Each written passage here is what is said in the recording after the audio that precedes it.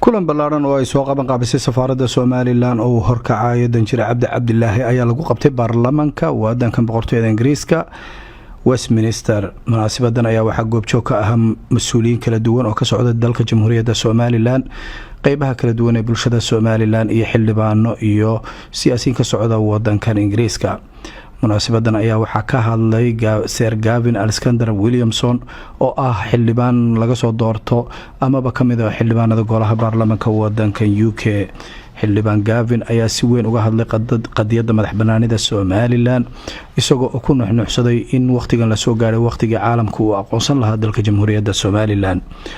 Sir Gavin Williamson ayaa ku tilmaamay nasiib darro iyo khasaare weyn in adduunyadu kala kulmay caawimada aadka u ballaaran ee ay siiyeen dowladda Soomaaliya oo uu sheegay wax alla wixii lagu taray inay noqdeen halbacaad lagu lisay isla markaana ay tahay dowlad fashilantay oo aan in loo garbaduuba aanay ahayn Somaliland.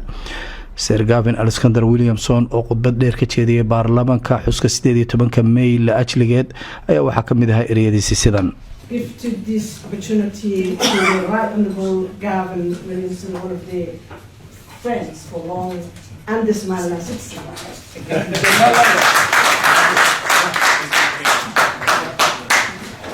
Ladies and gentlemen, it's an honour to be here, and it's an honour to welcome you here to Parliament.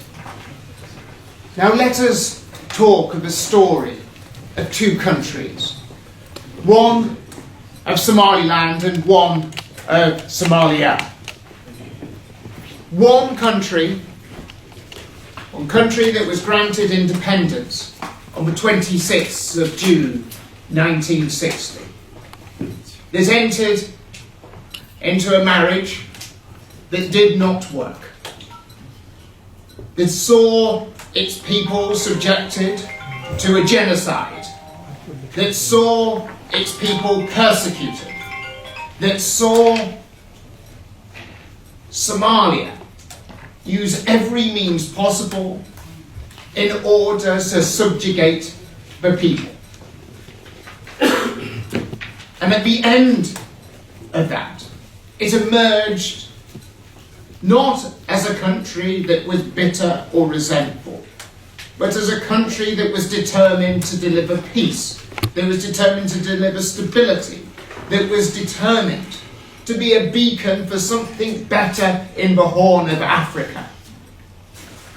And then we turn our eyes to Somalia, the country that has had billions and billions and billions of pounds spent on it by UK taxpayers, by the US taxpayers, by the European Union, by so many more, that has had its security supported by European, African and other nations.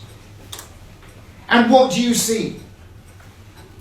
Do you see a nation that can have free and fair elections? No. You see a country that exports terrorism around the world. You see a country that is more interested in the terrorist economy as against the economy of its people. You see a president in Villa Somalia that does not control anything other than Villa Somalia, let alone the country he pretends to be president of. Yet we in Somaliland have a country that has election after election after election, that is both free and fair, where every man and woman can have their say. And actually you see a peaceful transitions of power from one to another. Now that to me says that is the nation state, not the corrupt, broken, destroyed state of Somalia. As we look to the future, 34 years of building up from the rubble and the destruction that was visited on the people of Somaliland, we can rightly take pride of what has been achieved. But people need to open their eyes People need to recognise what has been achieved. And not just the United Kingdom, but the United States, the United Arab Emirates, Ethiopia, so many more need to deal with the reality on the ground.